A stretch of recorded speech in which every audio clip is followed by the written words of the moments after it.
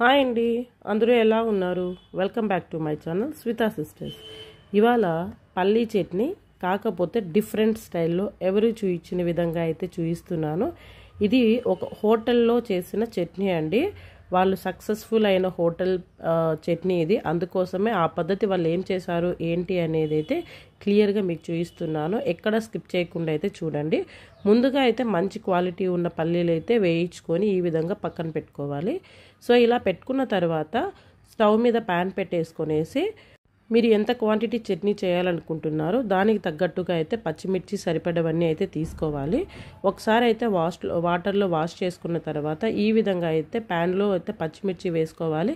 ఇవి ఉడకడానికి అయితే ఫస్ట్ వాటర్ వేయాలి. మనమైతే జనరల్గా అయితే ఆయిల్ వేసుకుంటాం కదా, అలా కాదు. వీళ్ళు చేసే పద్ధతి ఏంటంటే వాటర్ పోసేసి ఈ విధంగా అయితే ఉడికించుకుంటారు. ఇక్కడ చూడండి, బాగా అంటే పచ్చిదనం పోయేసి ఆ స్మెల్ అంతా పోయి బాగా ఇంకా వాటర్ ఉన్నాయి అనిపిస్తే మీకు ఆ వాటర్ కూడా వంపేసుకోవచ్చు. బాగా మెత్తగా అయ్యేలాగా అయితే ఉడికించుకోవాలి. ఆ వాటర్ ఎక్సెస్ వాటర్ అంతా ఒప్పేసుకున్న తర్వాత ఒక గుప్పెడు వరకు అయితే ఫ్రెష్గా కట్ చేసుకున్న పుదీనా, అలాగే ఒక 2 ఆనియన్ ఈ విధంగా కట్ చేసుకున్నది, ఒక 2 ఇంచుల వరకు అయితే అల్లము, అలాగే అన్నీ ఫైన్గా కట్ చేసుకోవాలి. ఒక గుప్పెడు వరకు అయితే కరివేపాకు, అలాగే కొత్తిమీర కూడా వేస్తారు. అది కాకపోతే మరీ వేస్తారు. ఇప్పుడైతే ప్రస్తుతానికి ఇవన్నీ వేసి బాగా ఆయిల్ అయితే వేసుకోవాలి. ఇప్పుడు ఇందులోనే మంచిగా వేగుతాయి. ఈ వెజిటబుల్స్ అన్నీ వేగితేనే ఇందులో మంచి టేస్ట్ వస్తుంది. ఇవన్నీ ఎక్కడ కూడా స్కిప్ చేయరు. సో మీరు ఏది తిన్నా తినకున్నా అనేది కాదు, ఇదే మెయిన్ రెసిపీ అండి ఇక్కడ. సో ఈ విధంగా అయితే ఆయిల్లో అంతా బాగా కలిపేసుకొని దగ్గరుండి వేయించుకోవాలి. ఇవి వేగుతున్నప్పుడైతే నిజంగా చెప్తున్నాను, ఎంత మంచి స్మెల్ వస్తుందంటే మీరు ఈ చట్నీ తిన్నా తినకపోయినా కూడా ఆ చట్నీ స్మెల్ ఇక్కడ వేగుతుంటారు చూడు, ఆ స్మెల్ ఒక్కటి చూస్తే చాలండి, కడుపు నిండిపోతుంది. అంత మంచి స్మెల్ వస్తుంది, అంత బాగా ఉంటుంది అనమాట. ఇక్కడ ఇలా అన్నీ వేయించుకున్న తర్వాత అయితే వీళ్ళు ఏం చేస్తారంటే వెల్లుల్లిపాయలు కూడా ఒలుచుకున్నవైతే వేస్తారు.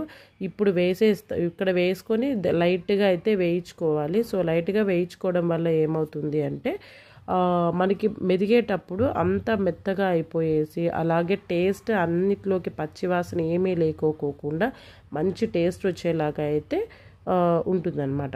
సో అన్నీ బాగా వేగాయి అనుకున్నప్పుడు కొద్దిగా ఎక్కువ క్వాంటిటీలో టొమాటోస్, ఇక్కడైతే వాళ్ళు తీసుకున్న క్వాంటిటీ ప్రకారం అయితే ఒక 5-6 కాయలు పెద్ద పెద్ద కాయలు ఒక 5-6 అయితే కట్ చేశారు.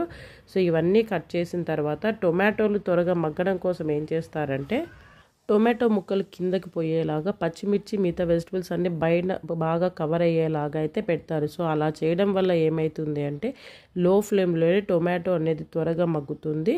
అలాగే కొద్దిగా చింతపండు కూడా వేసేసి ప్లేట్ పెట్టేసి మనం ఉడికించుకున్నాం అనుకోండి, ఇక్కడ చూడండి టొమాటో అనేది ఉడుకుతుంది.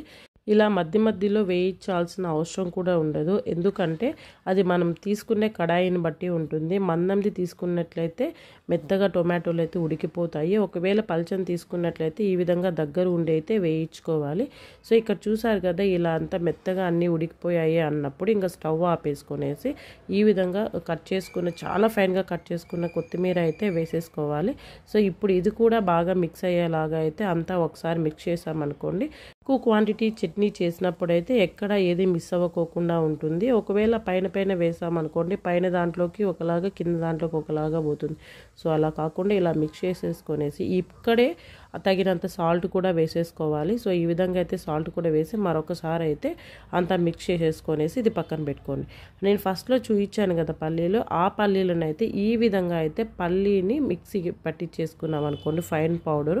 ఇప్పుడు ఇదంతా మిక్స్ చేసేసుకున్న తర్వాత అంతా మిక్స్ చేసేస్తారనమాట. ఇలా మిక్స్ చేసేసిన తర్వాత ఇక్కడ ఇది మీ గ్రైండర్లు వేస్తారు. సో మిక్సీ కాదు, ఇక్కడ గ్రైండర్కి వేయడం వల్ల సో త్వరగా అవుతుంది అనమాట గ్రైండర్లో. అందుకోసం అయితే ఈ ప్రాసెస్ చేస్తారు. అండ్ ఇలా చేసుకోకుండా ఒకవేళ గ్రైండర్లో శనగగింజలు వేస్తే ఎక్కువ టైం తీసుకుంటుంది.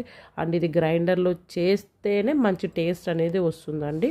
ఎందుకంటే అది నేను టేస్ట్ చేశాను, అది స్వయంగా చూశాను. అది ఎవరి హోటల్ కాదు, స్వయంగా మా అన్న హోటలే. అది సక్సెస్ఫుల్గా అయిన హోటల్. ఈ చట్నీ కోసమే అక్కడ కస్టమర్స్ వస్తారు. సో అందుకోసమే ఈ రెసిపీ అనేది నేను మీతో షేర్ చేస్తున్నాను. ఈ విధంగా అయితే మనం మిక్స్ చేసుకున్న పిండి వేసుకోవాలి. అలాగే మధ్య మధ్యలో కొద్దిగా వాటర్ అనేది యాడ్ చేసుకుంటూ సో పైకి చిట్లకుండా అయితే మూత ఏదైనా పెట్టుకొని దగ్గరుండి గ్రైండ్ చేసేసుకోవచ్చు. కానీ మీరు గ్రైండర్లో చేయడానికి ట్రై చేయండి, లేదు అంటే మిక్సీ జార్ అయినా పర్లేదు. బట్ నేను చెప్పిన రెసిపీ ఐటమ్స్ మాత్రం ఏది మిస్ చేయకుండా చేస్తే టేస్ట్ మాత్రం చాలా బాగా వస్తుంది. అండ్ ఇది కాస్త స్పైసీగా ఉంటుంది, బట్ టేస్ట్ మాత్రం అదరహో అనేలాగా ఉంటుందండి. మీరు కూడా తప్పకుండా ఈ రెసిపీ ట్రై చేయండి, మీకు చాలా బాగా నచ్చుతుంది. అండ్ మీకు ఎలా వచ్చిందో అనేది కామెంట్ చేయండి. అండ్ నా ఛానల్ ఎవరైనా సబ్స్క్రైబ్ చేసుకునే వాళ్ళు ఉంటే సబ్స్క్రైబ్ చేసుకొని సపోర్ట్ చేయండి. అండ్ మరిన్ని రెసిపీస్ కోసం అయితే నా ఛానల్ని తప్పకుండా వాచ్ చేయండి. And thank you for everyone for watching my videos. And ఫైనల్గా అయితే ఇది పోపు పెట్టుకొని చాలా బాగుంటుంది.